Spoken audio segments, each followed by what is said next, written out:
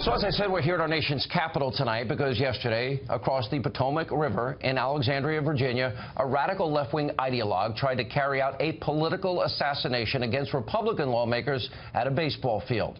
Now, investigators, they're still trying to determine the motive of this sinister attack, but we do know a lot, don't we? James Hodgkinson was a Bernie Sanders supporter, apparently volunteered on Sanders' presidential campaign. He regularly expressed his extremist views on social media, referring to President Trump as a traitor on social media, writing that, quote, "It's time to destroy Trump and company." He also belonged to a Facebook group called Terminate the Republican Party. Now, while this monster's actions are horrific and disturbing, it's part of a much larger pattern that we've been seeing from the left-wing Democrats, the Destroy Trump media in this country. Now, they have created this vortex of hatred aimed at the president. For example, just this week, an opening night performance of Shakespeare's Julius Caesar in New York City's Central Park featured a Donald Trump look-alike, again, getting brutally stabbed and murdered. By the way, some taxpayer dollars. Then there's an example, of course, so graphic, we got to warn you every time before we put it up on the screen. This is part of a vile ISIS-style photo shoot. So-called comedian Kathy Griffin posed with a fake, bloodied, severed head. You see it right there, President Trump. And there's also this hate-filled and threatening rant from Madonna. Remember back at the Women's March back in January? Here's her dreams of blowing up the White House. And to our detractors that insist that this march will never add up to anything, you. Yes, I'm angry. Yes, I am outraged. Yes, I have thought an awful lot about blowing up the White House. If you think a lot about blowing up the White House, maybe you should be investigated and maybe looked at by the Secret Service. And remember, before Madonna's vicious attack against the president, there was rapper Snoop Dogg in a music video. Oh, he was pretending to shoot President Trump with a gun. Take a look.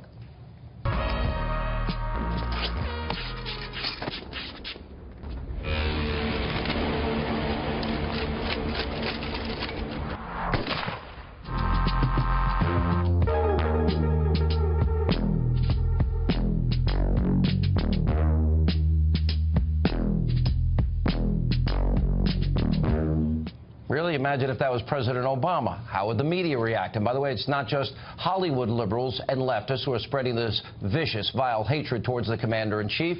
Of course, we got the Destroy Trump media and Democrats. They have been doing the same thing ever since he won on November the 8th. Take a look at some of this disturbing, many examples from the media themselves. Take a look.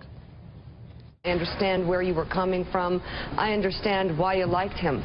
But this man is lying to you.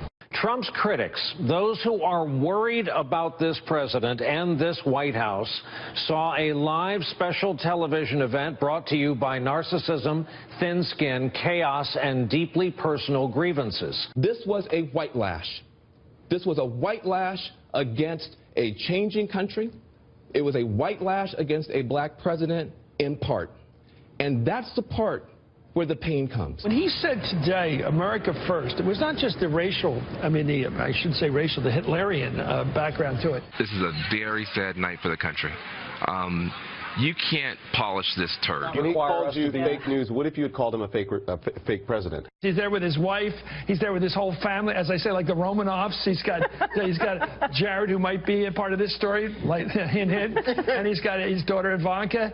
It's like a traveling royal Romanov family. You can't defend what the President of the United States just said. If he took a dump on his desk, you would defend it. And Democrats, well, they have made it a priority to target, attack, delegitimize, dehumanize the president pretty much on a daily basis. Take a look. This executive order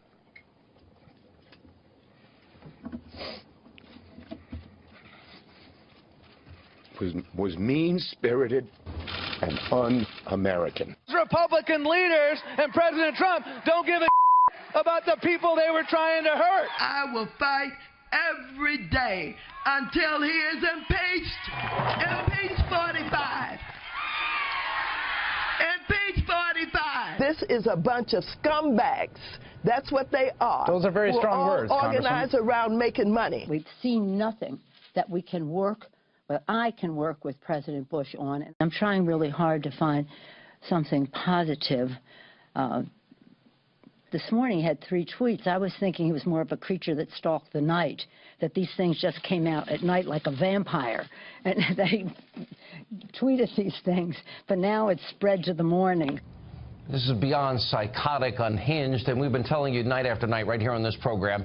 Democrats, the left, the destroyed Trump media, you know what? They hate this president. They will do now, say anything to delegitimize and destroy him. Now, for months, they have been trying to outdo one another. You know, one black helicopter, tinfoil hat conspiracy theory after another for months and months and months, night after night, launching new and venomous attacks. And after yesterday's shooting, the liberal Huffington Post, they had to take down a disgusting article that actually called for President Trump's execution. Take a look at the headline. Impeachment is no longer enough. Donald Trump must face justice. And here's the subheadline. Impeachment, removal from office are only the first steps for America to be redeemed. Donald Trump must be prosecuted for treason if convicted and a court of law executed. Really? Pretty disturbing. And by the way, if there wasn't a left-wing assassination attempt yesterday, probably that story would still be up tonight. Then, of course, the New York Times smearing former Governor Sarah Palin in an op-ed blaming her for the 2011 shooting of former Congresswoman Gabby Giffords. Palin had nothing whatsoever to do with what happened, which is why the New York Times had to issue a correction. And earlier today, Palin tweeted that she is talking to an attorney and exploring legal options, which, by the way, she should be doing. Do it, Governor Palin. That's my advice. And by the way, here's this thing about all of this. Everything we have showed you is it's less than 1/10 of 1,000,000,000% of the divisive, hateful rhetoric that is now the left in America. We can spend an entire week just playing tapes, just showing example after example. The problem we're now facing is that no one on the left has the courage, or very few, or the fortitude to speak out and stop the hatred.